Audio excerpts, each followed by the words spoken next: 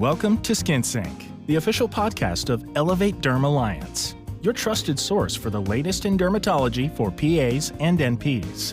Join our hosts for real clinician perspectives and expert guest insights as they explore everyday dermatology topics with practical takeaways.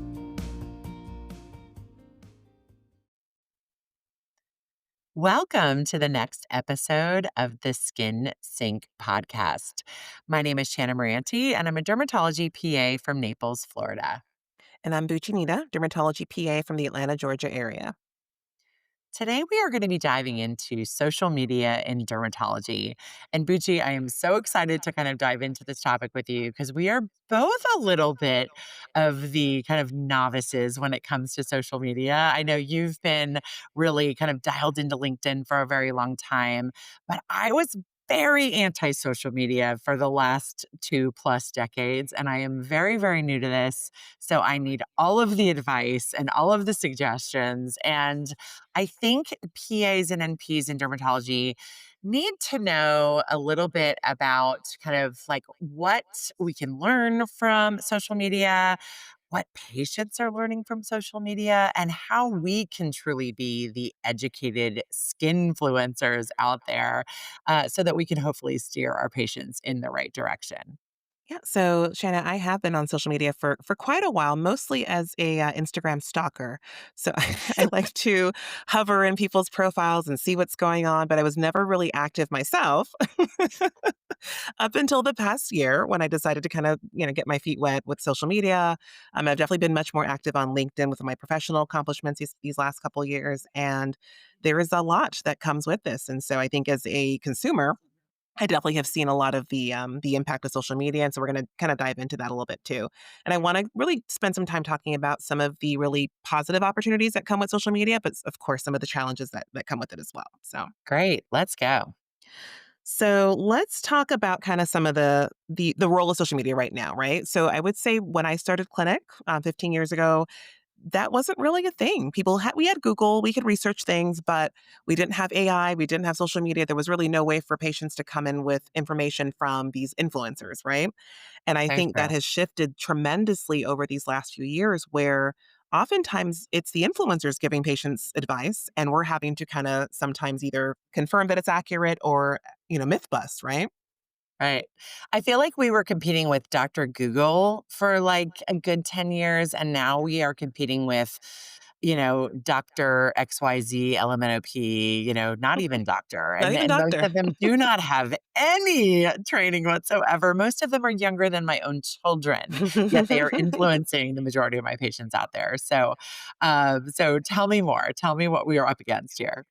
So I think for a lot of patients, I love that they're coming in informed. If when they're choosing the right social media influencers, they come in with information, right? They know about their diagnosis. I've noticed this a lot with HS patients, right? It was something that wasn't really talked about for years, and now it's exploded on social media. So patients are coming in knowing their diagnosis, which I absolutely love. I think Great. patients who are using skincare products, oftentimes they are choosing some of the better, top of the line skincare that we're familiar with. So I think it's had a lot of positive impact. But of course, there's a lot of negative, right? Because there's a significant amount of misinformation happening on social media that we oftentimes are having to try to deprogram patients and teach them the correct information. For sure, for sure. And I think we all experience that, right? I oftentimes will ask patients, and truly, we need to come from a place of no judgment. We need to ask, what are you utilizing in your skincare regimen? What are you putting on that rash? What are you using for your acne? And don't sound accusational when you're asking them, but say, where'd you get that advice? Yep. And it's amazing that so many people come in with, oh, I heard this online. I saw this on TikTok. I saw this on Instagram.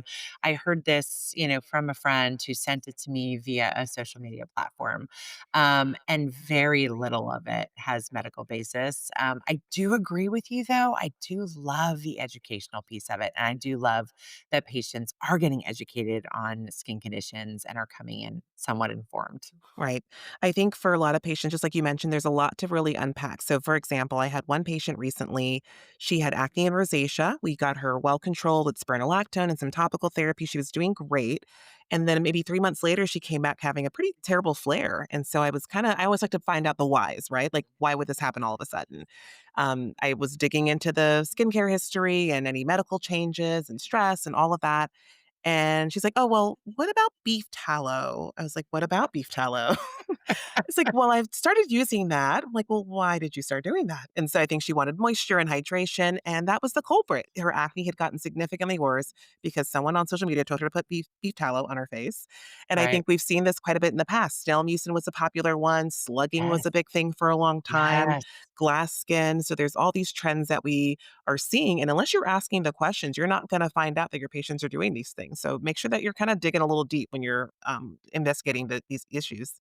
It's so true. And I think patients like truly have the best intentions. And probably a lot of the influencers and the people preaching this have the best intentions. But patients have to remember that not all recommendations are appropriate for every single skin condition. And we know this, but when that blanket advice goes out there, the latest, greatest, and the hottest trend, patients have to remember it may not be the best for their particular condition. Right. So let's kind of talk about maybe some opportunities that come with social media, right? And Yeah, particularly when it comes to professionals, I think one of the most positive things, and this is all the derm influencers that I follow, I love this aspect of it is patient education, right? for And sure. sometimes, even if it's diagnoses I've known for years and I've treated for years, there's always something new to learn. And I think getting that information from reputable sources is important. So I think all of us as clinicians who are choosing to step into that realm of social media, educate, utilize it for educating patients and your peers. And I think this was finally the straw that broke the camel's back. It was finally the reason why I decided to jump into the social media game is that, I had a student who was fabulous and I've had so many wonderful mentees over the years, so many MAs that I've worked with that have tried to get me into social media. And this latest student said, Shanna, this is how my generation learns. Like we all go to, social media to hear from some of the people that we see on podium and people that we hear educating in the dermatology world. We want to hear, how you're treating your patients and what you're doing for provider education. So I truly got into it for educational purposes because I love to educate. So for those providers out there that have a wonderful basis, whether you speak in your community, whether you have a wonderful patient base, that you feel like you're saying the same message over and over and over again. Wouldn't it be great to record yourself once and just hit play, and Yeah, just have it absolutely. constantly on repeat? But yeah, patient education and provider education is a huge reason why a lot of people get into social media. Yeah, so I'll give you one example. Very recently, there was a influencer that I follow, a dermatologist, and he had mentioned that topical use of fluorouracil to treat actinic keratoses significantly benefits the aesthetic appearance of the skin, that it helps with lentigines and it helps with overall just sun damage and actually wrinkling. And I think we've seen this happen in clinic. I have patients who come in with fresh skin after using, fluorouracil for a month, but I actually didn't know there was data to back that up, that there's actually a potential cosmetic benefit to using that topical. So I learned something new after using this medication for many, many years. So I Yeah. think it's, again, really helpful for me as a clinician and for patients to have information kind of pouring in. Great way to disseminate information, but it's also a great way to kind of have some professional growth. So I feel like we all get so busy in our daily lives. We all see as many patients as we can and we're exhausted, but there's always that little spark that's left. There's always those little things that you do better than a lot of people in your communities. And you can have that professional growth moment and share that with your community, share that with your, LinkedIn community or with your Instagram community. There's a big community building aspect to that, and you can truly advocate for skin conditions that you're so passionate about. Absolutely. So, my particular experience with LinkedIn, especially, we're all doing things all the time, right? We're seeing tons of patients, we're writing, we're speaking, and oftentimes we're not sharing this with people unless you're at the conference that I'm speaking at. But one thing that I found is utilizing LinkedIn to share this information brings so many more opportunities than I ever would have had access to if I was not sharing this information. To develop yourself and grow professionally, I think LinkedIn and social media has a lot of utility. And as you mentioned, community building, I have found that a lot of the, we call them baby PAs, the fresh face, bright eyed, bushy tailed PAs that are just starting in medicine, are oftentimes either looking to enter the world of dermatology or perhaps they're new to derm and just want to have a mentor.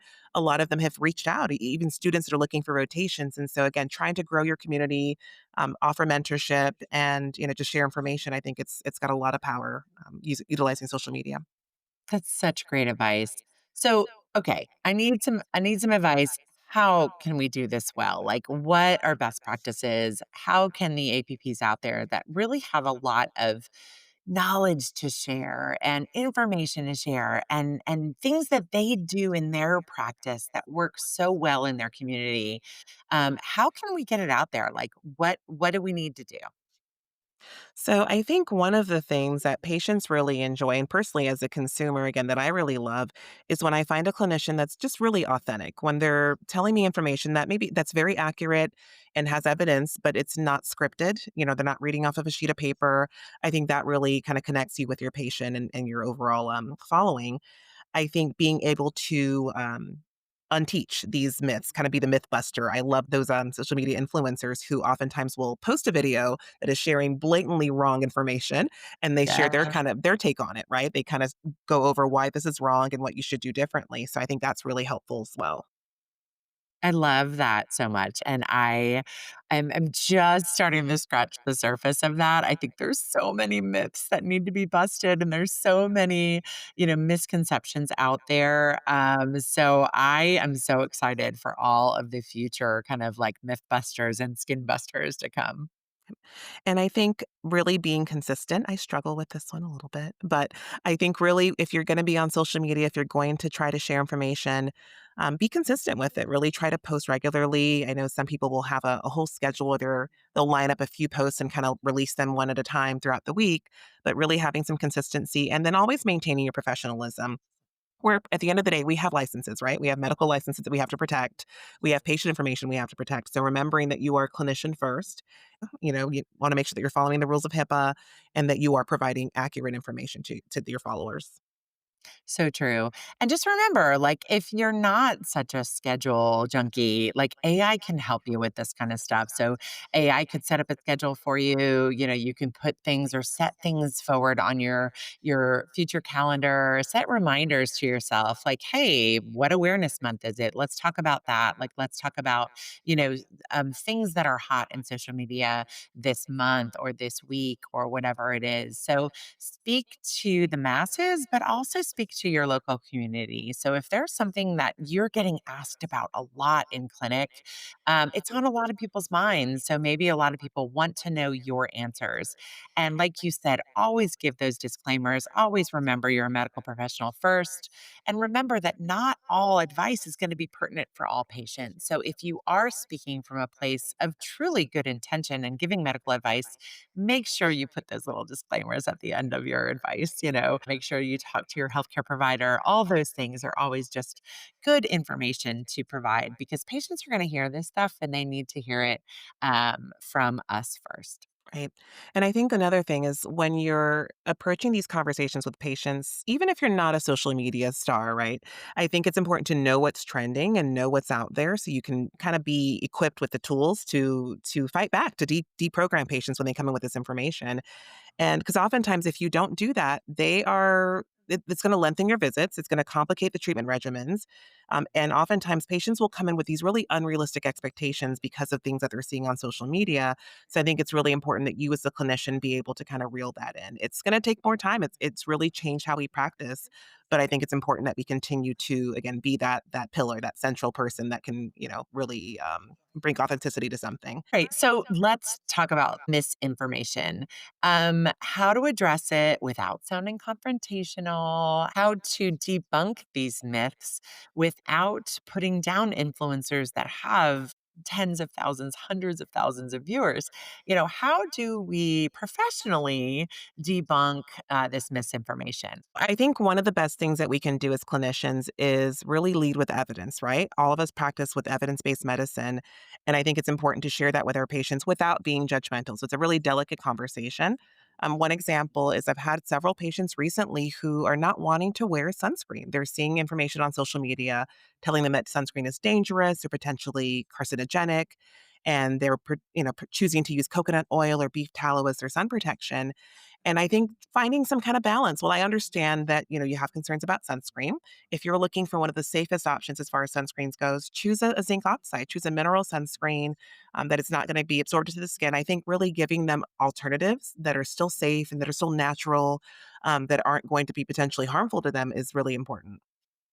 I think that's great advice because we don't want to seem like we are, coming at them and being combative, and you don't want to just completely shut down their social media um, addiction or their social media source for information because there can be some great information out there. Bucci, I have not experienced this yet, but how do we deal with negative feedback? How do we deal with trolls, and how do we make sure that we don't, get to a point where, the educated influencers out there are getting shut down? So again, not something I've really had to encounter thus far, thankfully. But I think one of the things that you can do is really not engage, right? If someone is trying to state that something that you're claiming is inaccurate, just respond to it with accurate information and leave it alone. But you will get sucked in if you continue to respond to these trolls. I've seen it happen with some of some of our favorite social media influencers. But again, don't allow that to suck you in. At the end of the day, we are professionals. We were trained to do what we do. Patients are coming to us for a reason. So I think it's important that we continue to uphold that high standard. Yeah. So, use evidence based medicine as your foundation. And if you are speaking from a place of truly great information and great advice, hopefully the trolls will go away and we'll find something else to complain about. Yeah. So really, it's a few things. I just want to close this out is social media is going nowhere, right? It's continued to expand and grow with more platforms over the years. And I think it's important that all of us in some way really stay tuned into what's going on, whether you choose to be an influencer or not. I think if you do choose to have yourself on social media, just start small. Occasional post and share with your peers, share with your patients. I think people are really looking to receive this information from you. Any other tips, Shanna? I would say that for anyone listening, again, if you have a voice and you have something that you want to share with providers in your area, get out there and share it. Don't be afraid, don't be camera shy. It is something that, we truly all learn from communal learning, right? It's the see one, do one, teach one. Like even the newest APPs have so much to share and have so much to give and have so much to teach those of us who have been around the block for a very long time. So I'm incredibly grateful to my dermatology PA student who just got her very first job in dermatology. I'm so very proud of her. Nice. But she was, again, the one who truly gave me, a platform and said, you can do this, I will help you do this. And so for those of you who don't feel like you can do it, find someone younger. Find a teenager, ask your favorite teenager or 20 something, because teenagers speak social media, 20 somethings speak social media. You guys have all grown up with this, and it is a second language that is can be so incredibly influential to your local community and to your patient base. So don't be afraid to put your brilliant wisdom out there online. And for those of you that are successfully using social media platforms to share information, reach out to us. Let us know. Connect with us on social media. Let us know how you're utilizing it, what's been successful for you. I would love to do a follow-up episode on this. So for any of those influencers out there that can teach us something, please come on this podcast and come teach us a little bit. Come teach us what we can do differently and how you have been successful in preaching the good word of dermatology to other providers out there in the practice. So, Bucci, for those who are listening and for those who want to follow you, how can they find you on social media? Well, you can find me on LinkedIn at just Buccinita, or you can follow me on Instagram at Fab and Fit Derm. How about you, Shanna? Love it. I'm Shannon Moranti on LinkedIn and Tall Girl Derm PA on Instagram because I am one of the tallest Listen, I think dermatology I PAs might be that the you will ever second. meet. Yeah. So this was so much fun. Again, I think it can be very intimidating for those who don't know a lot about social media. But again, thank you for kind of hashing this out with me. Thank you for talking this through. And I'm so glad that hopefully we can kind of influence the next generation of dermatology PAs and NPs that have so much knowledge to share. So I'm Shanna Moranti, and I'm joined by my wonderful co-host, Bucci Nita. Bucci, thank you so much for kind of sharing your social media tips and tricks with us tonight. And thank you, Shannon. And don't forget to follow Elevate-Derm on all the social media platforms. Elevate-Derm on Instagram. We are on Facebook and on LinkedIn. And thank you guys for listening today. Thanks for tuning in to SkinSync. Don't forget to subscribe to SkinSync on Spotify or Apple Podcasts so you never miss an episode. To explore more of Elevate's educational and career resources, visit elevate-derm.com. Please note, this podcast is for informational purposes only and not a substitute for professional medical advice. Always consult a licensed healthcare provider before making medical decisions. Clinicians must rely on their own judgment and training in all patient care situations.